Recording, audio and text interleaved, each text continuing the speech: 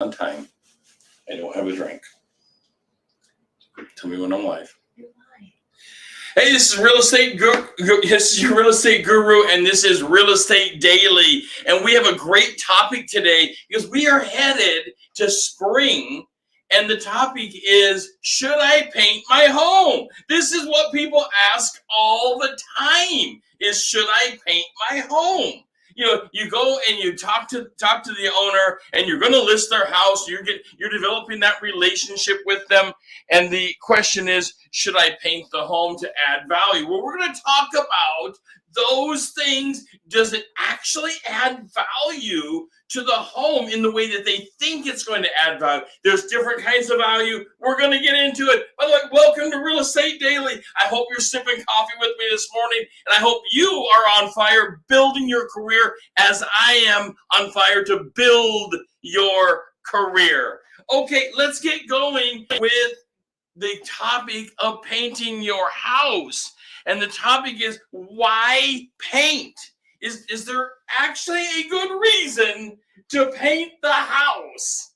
You know, when you start talking to the owner, of course, everyone thinks, I'm going to paint the house and it's going to sell so much better. You need to dig into the motives of why to paint the house. What is their motive of painting? Do they know what problems? Are they hiding something behind them? You know, paint can hide a lot of things. Paint can hide problems, paint can hide issues, and there's good reasons to paint. And a lot of those good reasons, by the way, are to make the homeowner feel better, that they're actually involved in feeling better about their house. They've been planning to paint their house for probably 10 years, and they're finally now getting to it. At the moment they're going to sell their house, they say, oh, why didn't I paint the house so much earlier? I don't know why, but now I'm going to paint it. Now, if they're going to professionally paint the house, that can be very expensive. So the why brings in a lot of things, but let's change over out of the why and put another layer into this as we are advising our clients on the question of, should I paint my house? We have to unravel this. And part of the unraveling comes down to value versus desirability. Value, now I'm talking dollars. Actual value. When I say value, I'm talking dollars, because there's different kinds of value. The type of value I'm talking right now is dollars. Because everybody thinks, I'm going to paint my house, I'm going to get another $50,000 for my house. Isn't that the typical thing that people think when they say, I'm going to paint my house, and therefore I'm going to get a bunch more money for the house? Yeah, and then there's the concept of value based on desirability. So there's value dollars, and then there's value desirability. So let's peel these things apart, because you need to advise your client on what these things look like. Value or desirability. So value, this is when you're actually increasing the value of your home. Think about what actually brings more dollars into the home. You know, the typical thing, I think the thing I hear the most of is not paint. It's actually roof. Well, I don't want to put a roof on, but if I put a roof on, I'm going to want another $30,000 for the house. And we all know as professionals, that's not true. A house is expected to come with the basic stuff, like a good roof. Now, that roof doesn't have to be good for 20 years, just like the paint job doesn't have to be good for 20 years. But it needs to have a roof that is reasonable for the house, usually 5 years certified if it gets down to the nitty gritty with a lender. So you might have to prove that it's got a 5-year cert on it. And well, a lot of roofers don't like to get that close on it, but we have gotten some to get 5-year certs on roofs. So there are basic functions when it comes to a house. And paint, the exterior paint particularly. Now we're talking interior today and exterior. So let's move over to the exterior side. Exterior paint needs to have some basics. It needs to be functional to withstand the basic weather. But does putting a paint job on increase the dollar value, or does it increase desirability? Usually it increases desirability because it's prettier. It does, the house, just think about it for a second, it doesn't function better. It's not actually worth a bunch more money. Contrast that with putting in a new bathroom and extending the footprint of the home with a new bathroom that extends the footprint of the home and gives another bathroom that usually brings in more dollars for a house. If it's a 2-bedroom and you're moving to a 3-bedroom and you're extending the footprint of the home, once again, you're probably bringing up the home in dollars, actual dollars. You're putting new paint on an existing structure to bring it up to standards of what people would expect a paint job to withstand, which is the weather, and look good to all of our neighbors and people that come by. Well, that's probably not going to increase the actual dollars. However, a bad paint job, peeling, board showing, we're going to get more into this later, board showing, things like this can certainly be a problem when it comes to selling the home, because people are going to say, well, that's so bad.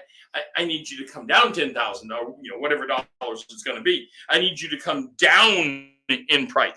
So value versus desirability, a big problem. So when it comes to thinking about, you're advising your client, and how do you advise your client on the home itself? First, you have to look at the condition of the home. Now, I'm talking about all over the place. The condition of this is what we do as professionals. We advise our clients professionally. You're the one that knows the market. You're the one looking at hundreds of homes a year. You need to go in and advise them. Why would you want this mansion-looking home, this paint for a mansion on the outside when the inside is a travesty? It doesn't match. Before we get further into this, take a minute and like the video. It means so much to me that you can take a minute, like the video. Also, today is our members only event. You have to be a subscriber to the channel to open up the members only event, and you're going to love where we're going with members only event today. If you're building your business, you will not want to miss the members only event today as we take apart customer relationship management software, CRMs. It is critical that you understand the different pieces of CRMs and what's out there. And we're going to uncover that beast right after this show in the members only events. Okay, back over to condition. Condition of a home. What condition is it actually in? Does it need a paint job in comparison to everything else? The home needs to be in agreement. You don't want one area that is a shining star of the home when everything else is nearly falling down or in poor repair, because that one area isn't going to raise the price of the home. While lots of homeowners will say, well, I put $20,000 into remodeling this deck, while the home itself is in horrible condition. Maybe you shouldn't have put the $20,000 into remodeling the deck. We have to be honest with the people we are advising, or we will have no integrity of ourselves. We have to be honest about that. If we're not honest in advising our client, how can they trust us? Only through integrity, only through honesty and the building of integrity will we build the trust factor that you will critically need in the negotiation pieces of this home. That's critical. Now, converse to this. If the inside of the home is spectacular, Maybe it needs a paint job. Notice how the answer for this, like lots of things, is it's that classic, it depends. Well, it does depend. It actually depends on a lot of factors. You have to peel the onion apart, and it's not easy to do. But guess what? Nobody said that being a realtor was going to be easy. It's a tough job. It's not a tough job like going out and shoveling. It's not that. It's a mental tough job. You're in the trenches. You're in the mental trenches with people. You step in and this is their home. Their home, is their castle. And how do you change somebody from thinking this castle that I'm in is worth X when it's actually worth Y? They think it's worth 500,000. It's actually worth 400,000. How do you approach it? Well, that is a tough thing to do. That's why you're the professional. By the way, I hope you're having a great time this morning on the show as we hit topics to grow your business. This is what we do. My goal in life is growing your business. I want your business to be the best it can ever be. I want to grow your business, but you have to understand, and I know that you do. I absolutely believe in you. You have to understand how to advise your client. And part of that advising your client is bringing some really hard news to them about the actual condition of their home. How many of you, please put it in the comments, how many of you walk through a house and the homeowner's busy bragging on their house? They're doing that standard bragging thing on how they're so proud of this and that and the other thing, and they're pointing to things and they're proud of this, and you're walking through the house and you're saying, this place is a train wreck. I thought the place was going to be worth, $400,000, and they're going to take a beating in the market when people walk in here and realize there's holes in the floor and holes in the wall and bad paint everywhere. And they thought they had this mansion of a place and they were going to get prime dollars for it. Well, here's where your integrity and credibility comes in and the building of trust. But this is hard.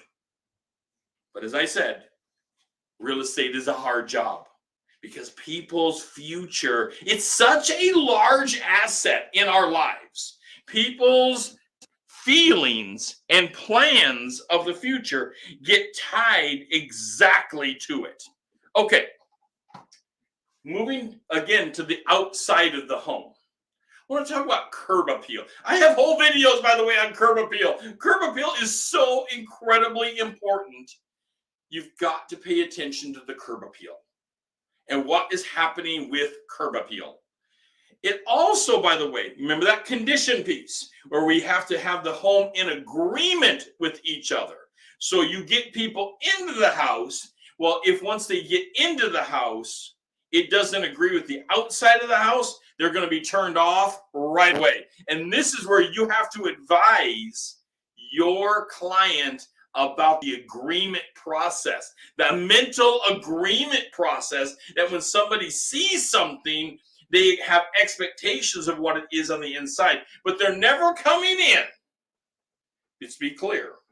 They're never coming into the house if you can't get past curb appeal. Or if they do, and the curb appeal is horrible, they're also expecting a parade of horribles on the inside. There's no sense in having the inside the mansion because you're going to drag people in thinking that they're coming into a complete fixer-upper. Okay, curb appeal, clean up the outside of the house. That very well may include painting the house. Should you paint?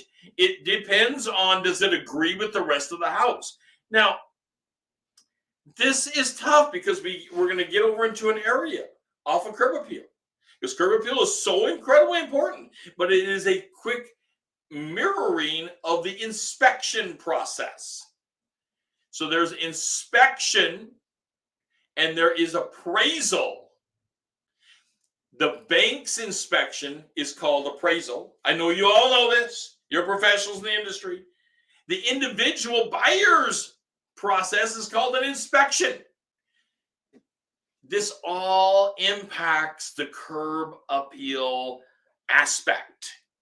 So you want something to look like it looks throughout. Everything needs to be in agreement. And the curb appeal, if the house is peeling, that's going to impact the inspection. If it's majorly peeling, it's going to impact the appraisal of the home. And in fact, the appraisal, remember that's just the bank's inspector, they may say you can't have bare wood showing. You can't have bare wood showing. You need to bring a painter in and fix it. And often at that point, the homeowner can't do it themselves. It's going to be a repair addendum, and suddenly your homeowner is caught in having to hire now a professional painter to fix the problem, because you can't have a bare wood showing. The appraiser will call it out. The inspector for the buyer will call it out, because these are potential rot problems. This is where moisture gets in. This is what the paint does for the house. It protects the house from the weather coming in ultimately. And of course, it creates curb appeal because we can make our houses look so pretty. I love that. I love the fact that we can make our houses look pretty. It's that appealing aspect of what's going on. So let's talk about color. Color is so difficult. Now, this is going to be funny coming from, your real estate guru that is mostly blind. You remember the 21,000 vision. So I don't have a whole lot of eyesight. However, I used to, and I certainly understand the color aspect and how powerful that is. You probably don't want to be the cherry red house on the street. You certainly will get attention, but probably not the attention that you want to get. Neutral colors, natural tones, earth tones is probably what you want on the out. If you're going to repaint the house, and your favorite color of all time is Bismol pink, you might want to think about that for the next house that you're buying, since you're selling this one and the pink color isn't so attractive, by the way, to most people. That's not a big attraction for most people that are buying a home. You get that Bismol pink, come on. That's not the big attractant that's out there. You want to choose some earth tones, some subtle tones that blend. And then on the inside of the house, so let's move our color choices and painting thoughts now to the inside of the house. We've been dealing a lot with the outside, the exterior. Although the inspection also happens on the inside of the house, the appraisal also happens on the inside of the house. All these things move inward. So, as well as clients. So clients, when they're coming through the house, it's not so attractive to have a black bedroom. In fact, it raises people's awareness of there's something odd happening here when there's odd paint schemes going on. You need to advise your client, hey, I see that you love having black in the bedrooms. That's terrific. Or you love having, dark brown or fruit stripe, maybe. Whatever it is that isn't the typical, maybe off-white colors or oyster or bright yellows, things that brighten a room up. You might want to advise them that they need to primer the home inside on those walls that have that and repaint it to a more neutral color. Now, let's not get crazy. You can have an accent wall, and I have seen some beautiful dark colored accent walls in homes. Absolutely stunningly done.